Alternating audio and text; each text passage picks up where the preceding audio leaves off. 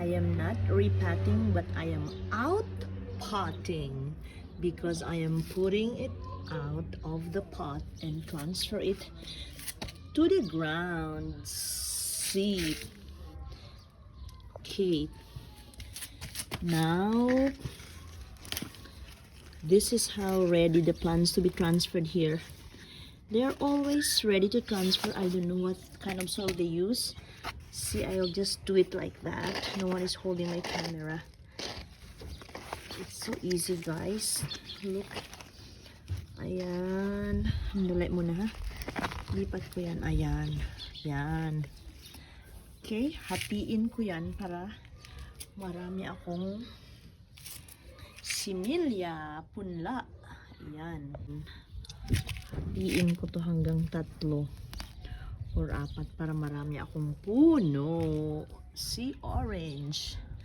Variety, my purple to my yellow, my white, my red. Netherlands flowers are so beautiful. It's because of their constant rainy weather. Dalawa, hatiin ko pa yan siguro sa 4 para marami akong mamumulaklak next summer and spring.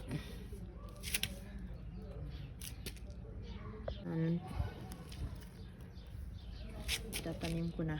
Oh, you see, they are already on the ground. Hinati ko lang siya sa 3 para hindi masyadong mabugbog yung puno.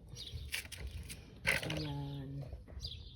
Next year, definitely, they are going to beautifully bloom, even if maybe in this summer and winter mamamatay muna sila and then they come back, and that is when they bloom again next summer. Ayan, magtatabi sila sa isang, yan, ganda, diba? Ayan, dito kasi guys, pag bumili ka ng bulaklak, doon ka na bumili sa mga grocery stores, nandoon na rin yung mga bulaklak. Parang namimili ka na ng pagkain, mamimili ka rin ng bulaklak.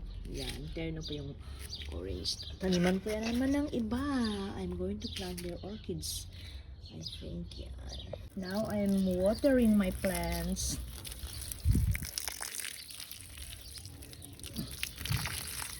Yan.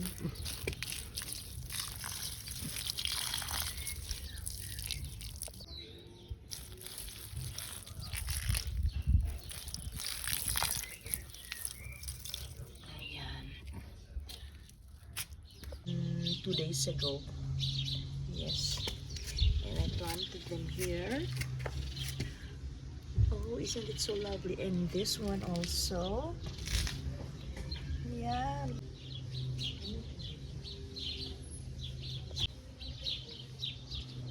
Again, see, bought this from another city. They put this on sale.